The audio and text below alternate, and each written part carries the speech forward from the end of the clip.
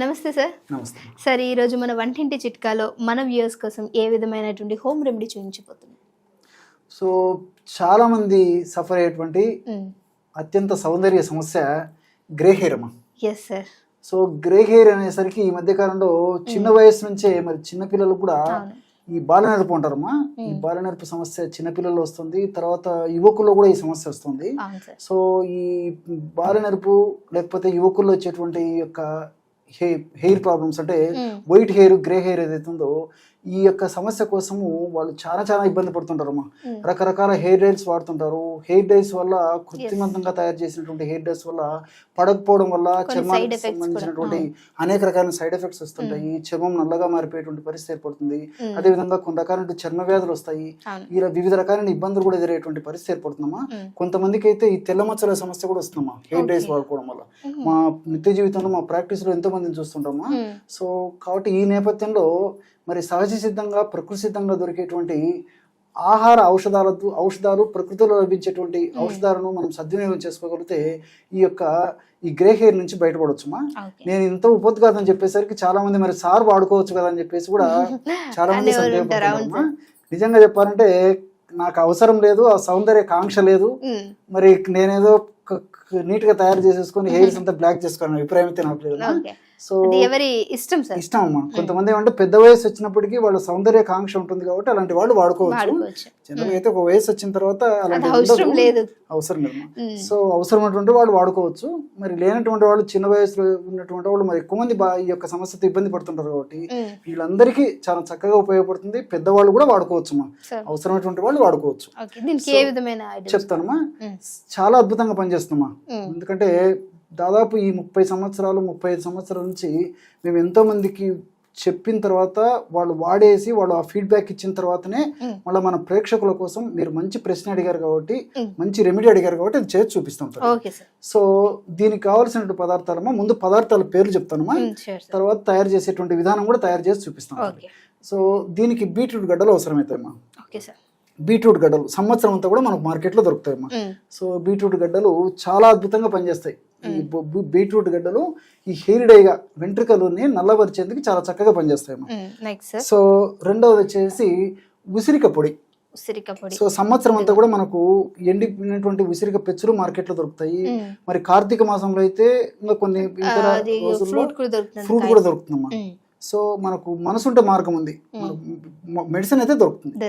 So అమ్ల powder అంటారమ్మా, ఇది ఒకటి అవసరం అవుతుంది. రెండవది వచ్చేసి గోరింటాకు పొడి. So henna, very good, henna పొడి. సో చాలా మంది ఏం చేస్తారంటమ్మా, తెలిసి తెలియక అవగాహన లోపంతో మరి ఆ గోరింటాకు పొడి తెచ్చుకుంటారు. ఆ గోరింటాకు పొడిలో కూడా అనేక రకాలైన కెమికల్స్ కలిపేసి విక్రయిస్తున్నారమ్మా. కాబట్టి తెలిసిన వారి ద్వారా స్టాండర్డ్ కంపెనీ వాళ్ళు తయారు చేసేటువంటి గోరింటాకు పొడి తెచ్చుకుని వాడుకోవడం మంచిది. లేని పక్షంలో మరి గ్రామాలు, పట్టణాలు, నగరాలతో నిమిత్తం లేకుండా ప్రతి చోట గోరింటా చెట్టు దొరుకుతుందమ్మా. మనసుంటే మార్గం ఉంది కాబట్టి గోరింటా ఆకులు తెచ్చుకొని నీడలో బాగా ఆరబెట్టి ఎండబెట్టేసేసి పౌడర్ చేసుకోవడం మరీ మంచిది. సో ఎలా వీలైతే అలాగ మాత్రం మంచి ఒరిజినల్ గోరింటాకు పొడి దీనికి అవసరమా. సో మూడవది వచ్చేసి నీలియాకు పొడి. నీలియాకు పొడి దీన్నే ఇండిగో పౌడర్ అని చెప్పేసి చెప్తుంటారమ్మా. ఇది కూడా మనకు సంవత్సరం అంతా కూడా మార్కెట్ దొరుకుతుంది. కొంచెం స్టాండర్డ్ కంపెనీ వాళ్ళు తయారు చేసేటువంటి ఈ యొక్క నీలియాకు పొడి తెచ్చుకుని వాడుకోవడం వల్ల ఫలితాలు చాలా అద్భుతంగా ఉంటాయమ్మా.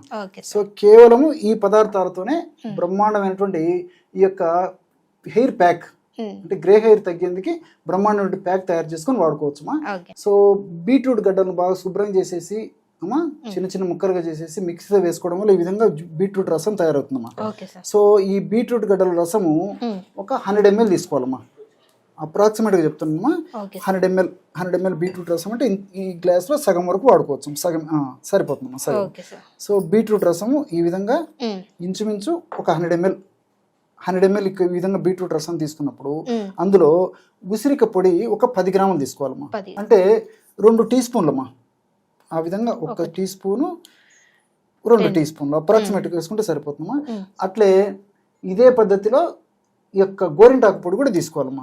గోరింటాకు పొడి కూడా కొద్దిగా అయితే సరిపోతుంది, అంత కూడా అవసరం లేదు. 2 టీ స్పూన్లు 10 గ్రామ్స్ వస్తే సరిపోతుంది, కొద్దిగా వేస్తే సరిపోతుంది. అదేవిధంగా మూడవ పదార్థంగా నీలియాకు పొడి అమ్మా. నీలియాకు పొడి కూడా ఒక 2 టీ స్పూన్లు అంటే 10 గ్రామ్స్ అమ్మా.